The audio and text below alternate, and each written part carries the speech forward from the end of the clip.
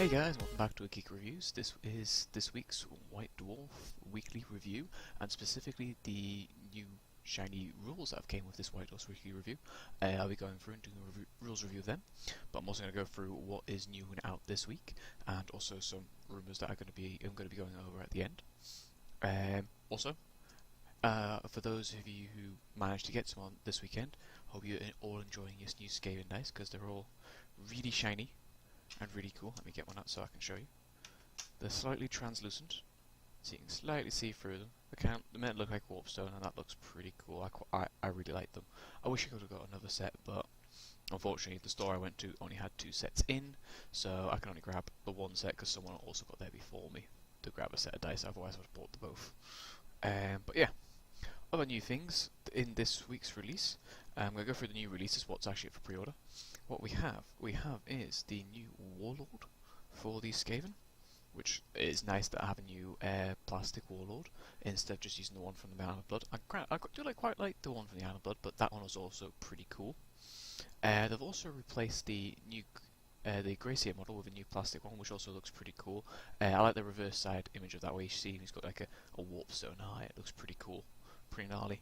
But yeah, what else is new for this release? New for this week's release is the Stormvermin, and there's quite a big section in the actual White Dwarf devoted just to these Stormvermin, with all their different like extra little bits and gubbins and all the different parts and how many different like ways you can build them, because they've got like I think about 6 options that you can build them with, and they're all pretty awesome. But yeah, you've got the Gracier, that. Then going through, we've got some more stuff for Horus Heresy, the Vengeful Spirit, and Death and Defiance, new books. I still need to catch up on them. I'm up to Mechanicus. I need to get them finished. Then I've got a bit more background about Fancor's Uprising. Then we also have a bit of Hall of Fame here. We've got some really nice paint job there of an Eldar Farseer. Doing a bit of Hall of Fame there. Then going in a bit more background of warp breeders, so a bit more into Clan Moulder and all their new monsters and new cool tricks and toys.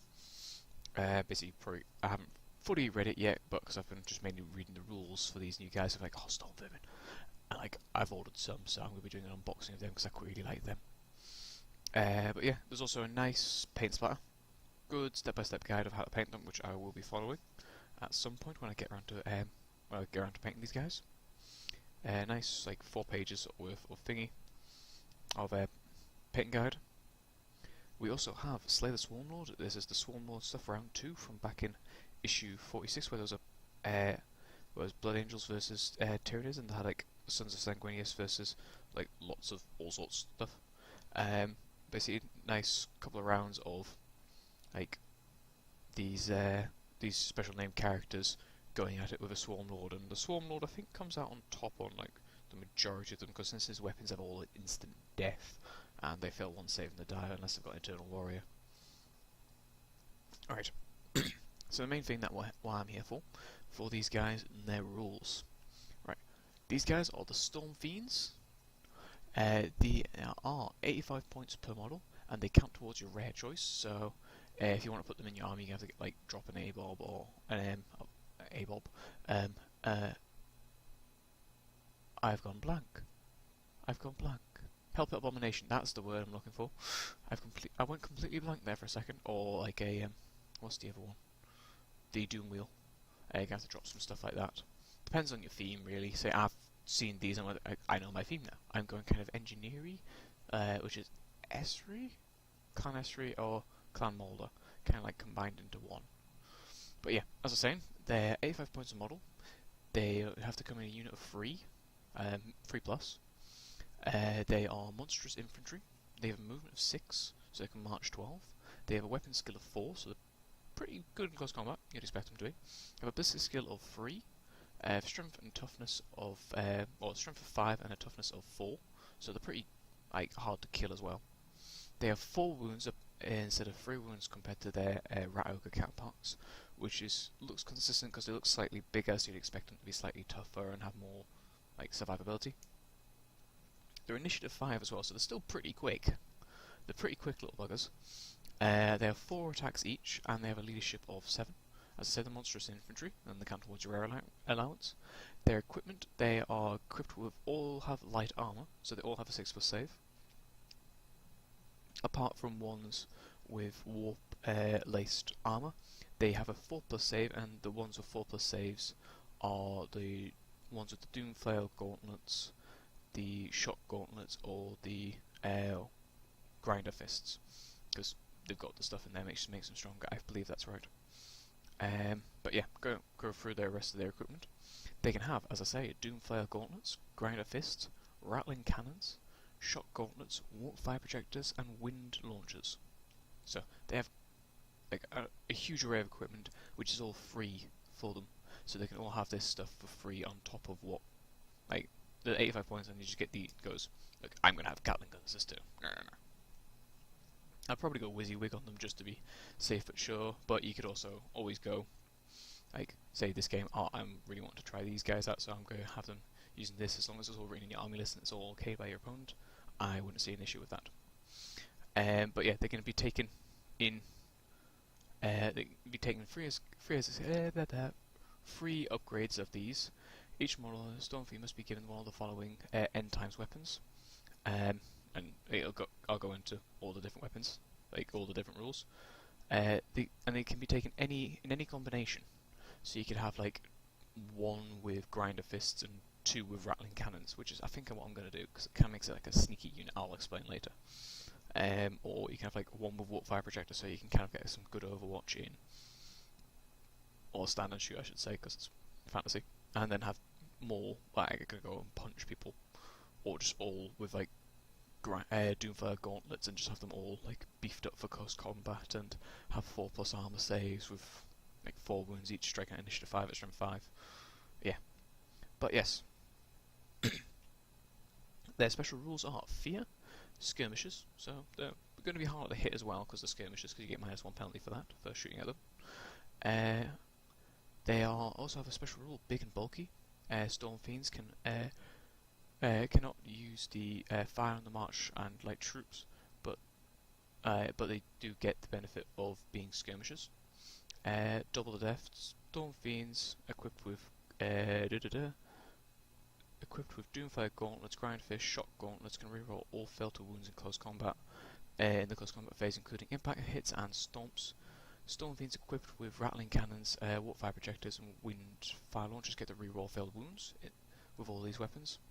There's a note on there saying that they do not get extra weapons, like an extra attack for having multiple things of these weapons, because they're kind of like paired weapons. They're not paired weapons, but they're not, you know what I mean? They kind of get this reroll from thingy, the swiping and then the swiping again kind of thing, but they don't get the additional bonus for having the extra attacks, and yada yada yada. But yeah, the Stormfiends equipped with Doomfire Gauntlets and Shock Gauntlets and Warpstone basically have Warpstone laced armor. Units have a 4+ armor save, otherwise they normally have a thingy. Yeah, I think that's pretty much it. Yeah, it basically gives them like a 4+ armor save instead of a 6+ armor save, but still, having an armor save in any you're probably not going to have it anyway in most cases, because most things will negate your armor save anyway, so it's not really a point of worrying about that too much. But yes, the weapons that they have for the end times have been devised by the Grey Seers, the Plague Mumps, and the Warlock Engineers to be used by the Master Molders to create these hideous things of glory. But yeah, so basically I'm going to go through all the different weapons, all the different stats and rules for them. So, what we're going to start off first, we're going to go from top to bottom. We have the Doomfire Gauntlets, which are close combat weapons, which give you +2 strength, and also rerolls to wound. So you technically strength 7 with rerolls to wound, and you do D3 impact hits as well. So, that's pretty cool. Because you're going to charge in D3 impact hits each if you're doing like a unit of 3, or just 3 of them with impact hits. That's 3d3 impact hits with those guys, so I think that's at base strength, so at strength 5 that's pretty good, and then with like 16 attacks at initiative 5 at strength 7, that's pretty cool. And you also get to reroll your wounds as well, and you have make that any opponent have a fear test, so potentially having be hitting on freeze, but you're weapon skill 4 anyway, so you're still going to be hitting on freeze for the most part, because the majority of targets are generally weapon skill 3 that I've noticed from a lot of fantasy armies. Most of their generic core are weapon skill 3, so you're going to be hitting quite a lot of them on freeze anyway, so that's great. So that's the Doomfell Gauntlets. That's what they're basically to go in, charge, and like grind down your opponent. The wind launchers are a ranged weapon, as you'd expect, with range 6 to 24 inches. Strength NA. Special rules are Plague Wind, Slow to Fire, Warpstone Weapon, and Wild Misfire. Plague Wind, basically, no matter what the toughness characteristic, you always wound on a 4+ with no armor saves allowed. So fire this into a unit of like Chaos Knights with their like 2+, 3+ armor saves. You're wounding them on 4s no matter what, rerolling failed wounds, and they're ignoring their armor saves, so they have to have a ward save to survive. That's gonna be quite devastating. Oh, I've just thought that's actually really devastating. So yeah, that's pretty bad and powerful, I think. Also, since they're a Warpstone weapon, they are counted as being magical, so anything that thinks, oh, I'm ethereal, you can't turn me. Yeah, you can. Wild Misfire.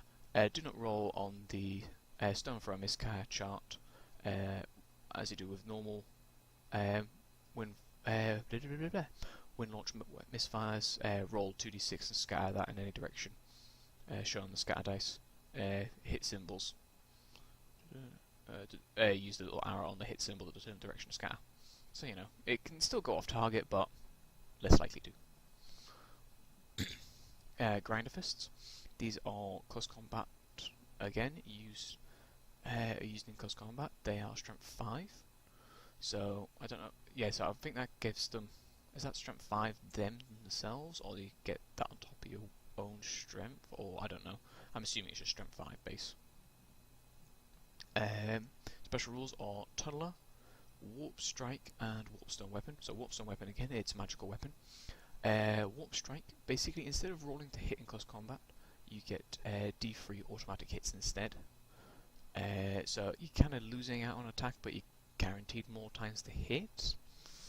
I think that would be better, because you could statistically just keep rolling 5s and 6s and getting 3 hits each time, or even just getting 2 hits each time is still probably slightly better than average. But Tunneler, kind of like the Warpstone Grinders are in the normal game, like the 4 normal Skaven, but you get to place a coin anywhere on the battlefield at the beginning of the game on a roll of a 2+ on your second turn. Sorry, they arrive and then they scatter. Where did they scatter? They scatter 2d6 off, and as long as it isn't in impassable terrain, like if it goes into impassable terrain, it shortens the distance to it, and if it's you roll a scatter with an artillery dice. If you roll a misfire, they don't come in this turn. They come in the beginning of next turn.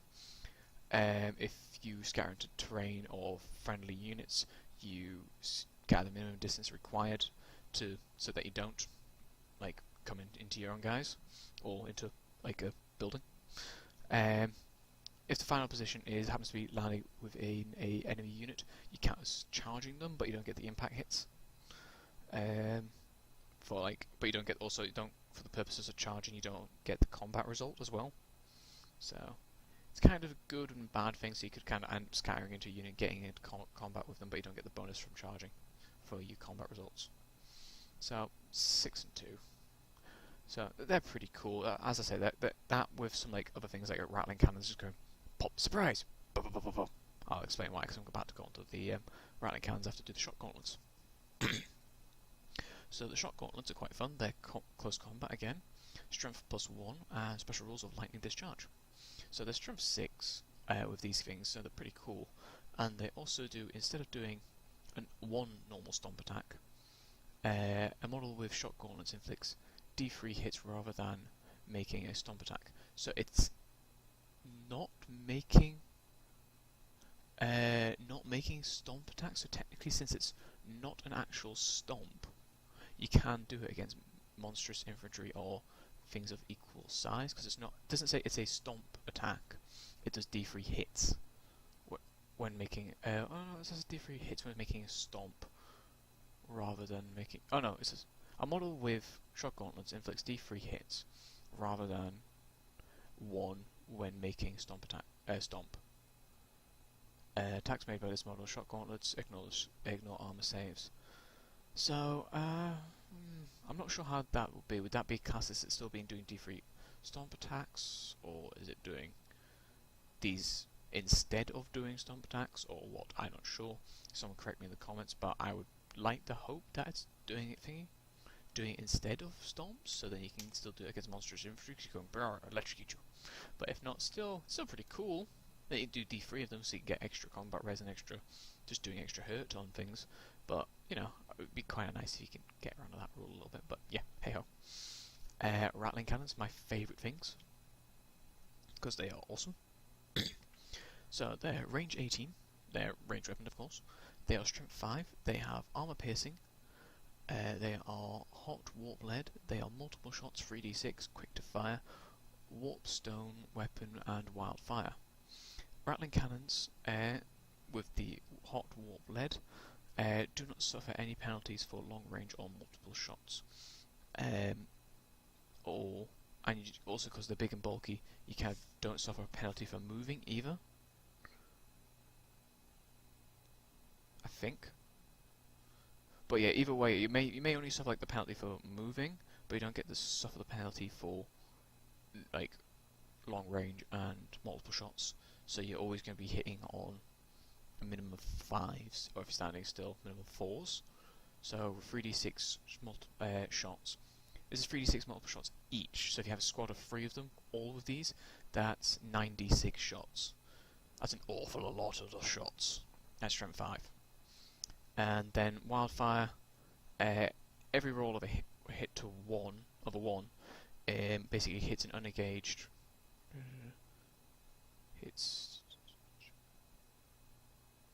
Basically hits the closest friendly unit within the firing of the front arc. If there's no eligible units, it doesn't hit them. So basically keep your guys behind them for like the first turn or so. Just lay down fire. Just mow down lines. It'd be hilarious. But yeah, that's pretty cool. Then Warp's Fire Projector is Flamethrower, Strength 5, Flaming Attacks, D3 Wounds, Move on Fire, Quick to Fire, Warp Stone Weapon and Wildly Off Target. Warp Stone Weapon, Magical, Wildly Off Target. If you roll a misfire, don't roll on the back part of misfire chart. It just basically does D6 automatic hits on the closest friendly unit in the front arc within 12 inches of the unit. So if you don't, if there's no eligible units, they don't do it. So as I say, they don't have to like hit your guys if you don't like thingy them. So like if you keep them like behind them, because they're moving 6 inches anyway, so just keep your march slightly behind them, like for like a turn and a half or say, like 1 turn, get you shooting off, because you're going to be deploying 24 inches apart, and then move up 6, you're within range to shoot, especially if they've got any vanguard moves or anything like that. So that's pretty cool. I love these things. They've got so many cool toys, and I'm going to be doing an unboxing next week, and I'm being very excited because they look awesome. I can't wait to field them, because I'm starting to get more into my fantasy, because I'm really liking this game and all the new stuff that's came out. Still need to get the new rule, like the new end times book for them, because well, I've not got around to getting it yet because it's expensive and I can't afford it. But yeah, it does look cool. And then last bit on here, they've got the week in. They've got the Stormfiends of the Hell Pit, showing you new ways to do warp stone, like with the glow and stuff like that. Yeah, it's just showing off some of the models and monsters in here. Bit more painting, showing off a bit more good conversions and artwork. Yeah, I'm quite liking it. Then they've got the regiments around at the end here, which is a nice Tempestus regiment. Or no, it's not Tempestus regiment. I saw a Valkyrie and I didn't even look at the rest. Yeah, it's actually a very nicely converted Imperial Guard army, or Astra Militarum, I should say. But yeah, that's all nice. But the main thing that I'm liking is at the end here. Lovely little bit right here. Right there. An ancient evil awakens. Or arises, sorry. So the ancient, what could that mean? My theory is we're going to see the rise of the Necrons, the new Necron Codex, because there's been lots of new releases, like rumours for them, and I'm sure people have already read them. So I'm really looking forward to them. I've actually not pre-ordered, but I've like prematurely bought the old Battle Force, and that's going to be sat there waiting for the new Codex to be released. But yeah, so I've kind of got that like sat there going, oh, build me. So I'm like, oh, I really want to build you, but I don't know what's going to be good yet in this new Codex, so I've got to wait until everything comes out. But yeah, I've got the new Battle Force. I've got a new Battle Force en route. But also in here, there's a new rules of engagement for a new mission for rules of engagement, and more paint splatter, of course. So Ancient Evil arises. So what could that be? My theory is Necron Codex. Then that'll be the last the last hardback for 40k. Then they can probably go on to new stuff for fantasy, probably, or something else. I'm not sure. But what else could it be? It's either Necrons or maybe a new army book for the Skaven, because there's still going to be 1 week left of January, so it'd be kind of odd if they like start doing Necrons before February. But I'm not sure. As I say, I'm hoping it's Necrons. I've always wanted to start a Necron army. I've kind of got like a new list planned out for the new box set that they're going to be releasing, so that'll be interesting when that comes out.